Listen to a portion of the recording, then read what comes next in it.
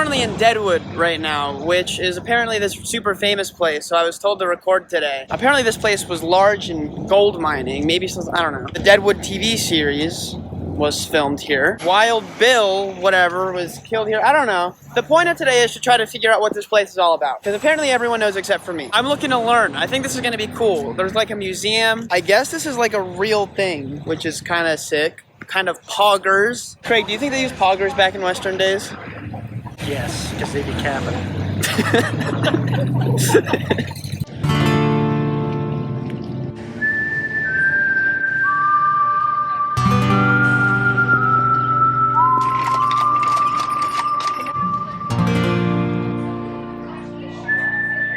So from what I understand, they're gonna do a recreation of shooting.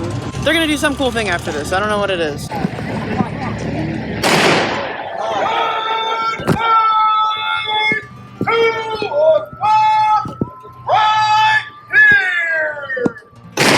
Now, my name is Marshal John Stapleton, and I was the first and only town marshal of Deadwood. There is only one gunshot in this particular gunfight, and the reason for that is there was only one gunshot in the true story. January 14th, 1877. We gotta wake up old meathead here. He don't work it dark. Alright, nobody move, nobody get hurt! What are you gonna do, little Marshal? You boys take care of Lud. I'm gonna take this scumbag to jail. Boy, that was a close one.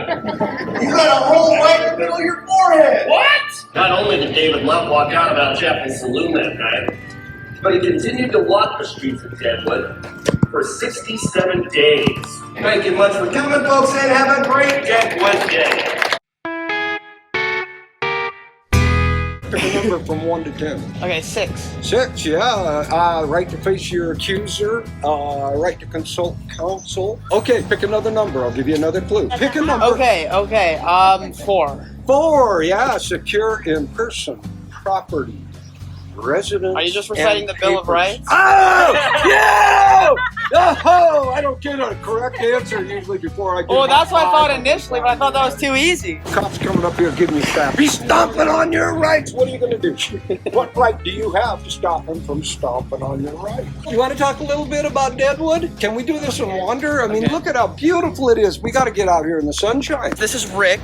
His dog is Dakota. He's sort of a pioneer of this place, as far as I understand. No, not even close. Not even close. I was brought up in Red Lodge, Montana. I mean, if you take a look at this, we've got the Franklin Hotel right here. Okay, and we then stop right it? here behind us, you'll see the Silverado. It's a steak and a lot. You'll see this contraption. What the heck is this thing? This for like panning? You're getting close. It is gold related. I'll give you that. What you do is you put your dirt, debris, and all of that stuff, a big shovel full of it, put it right here on this pan. Through this action here, you let all of that clean off, but the gold would develop and drop on which side of this? This side it is. One question real fast. What can you tell me about the like cowboy-ish history of this place? Because I heard Oh my goodness. I heard a little bit, you know. I tell people, you know, if we look through history, we find there are periods of times when things happen, but it doesn't seem like it's just one thing. It just seems like bang, bang, bang, bang, bang, one thing after another. Yeah. Then we can take a look at what happens here in the year 1876. What you'll notice in 1876 is at that time, Cheyenne Frontier Day started. Hey, What's what that? the heck am I talking about? The rodeoing and all of that kind of fun stuff. What a rodeo! Come on down. Yep, Cheyenne Frontier Days is coming up. If it'll be close, it's coming up. That was also the year that Deadwood really came into being something. You'll notice a lot of the dates will have that particular year in it. That was also the year that we know about here, commonly, Wild Bill days. Wild Bill, he was here, saloon number 10.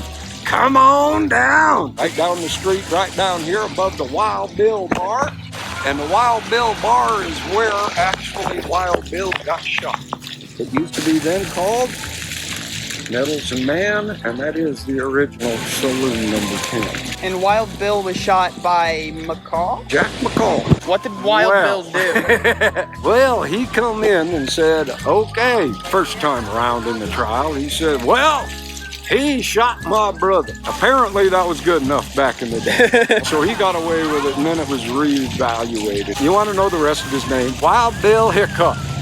But that's not his real name. His real name is James Butler. James Butler Hickok. Took his daddy's name when he thought he was in trouble because he thought he killed the guy riding Pony Express who he was working with. But it turns out they both wound up in the river, got separated in this ugly fist fight, and the other guy thought he killed Wild Bill. He was sitting there at the poker table. Now, he will not sit at a place where he can put Wait, he was killed at a poker table? Yeah, sitting at a poker table. He would not sit with his back to a door. But the hand he held in his hand at that time, aces and eights.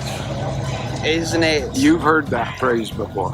The dead man's hand. The dead man's hand. Wild Bill, or James Butler, was killed at the poker table because... why? Because somebody could get behind him with a loaded gun. So everyone... They came in the back door.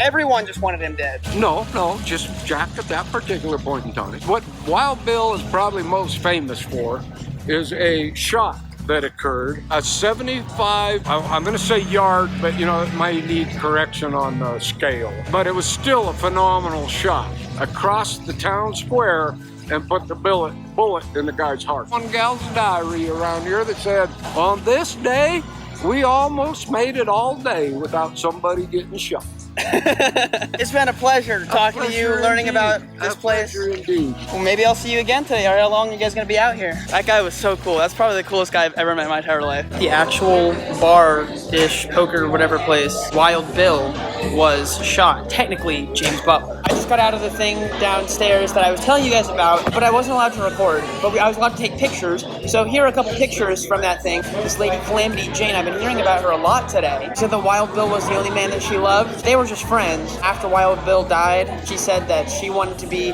buried next to Wild Bill. The guy who shot Wild Bill McCall, behind the head, bang, dead. The bullet went through Wild Bill's head, out his cheek, and into the arm of someone across from him at the table, Captain Massey.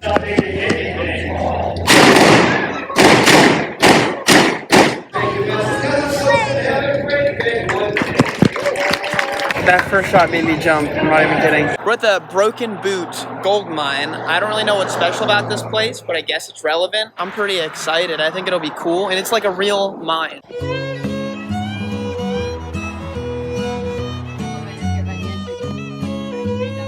Hole down here off to the left, that is the original entryway into the mine, so miners would have had to crawl in on all four hands and knees.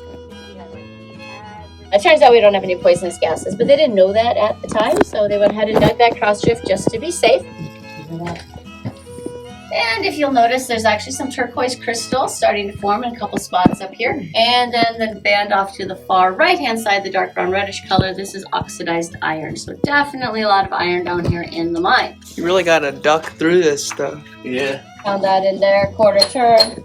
Each time they do that quarter turn, it helps to simulate that drilling motion.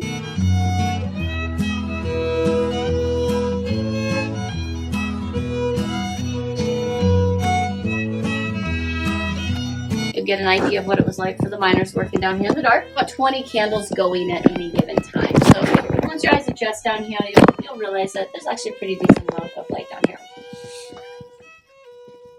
And I seriously thought it was one of the kids that we had working here who came up behind me. Then all of a sudden there was this pressure on my neck.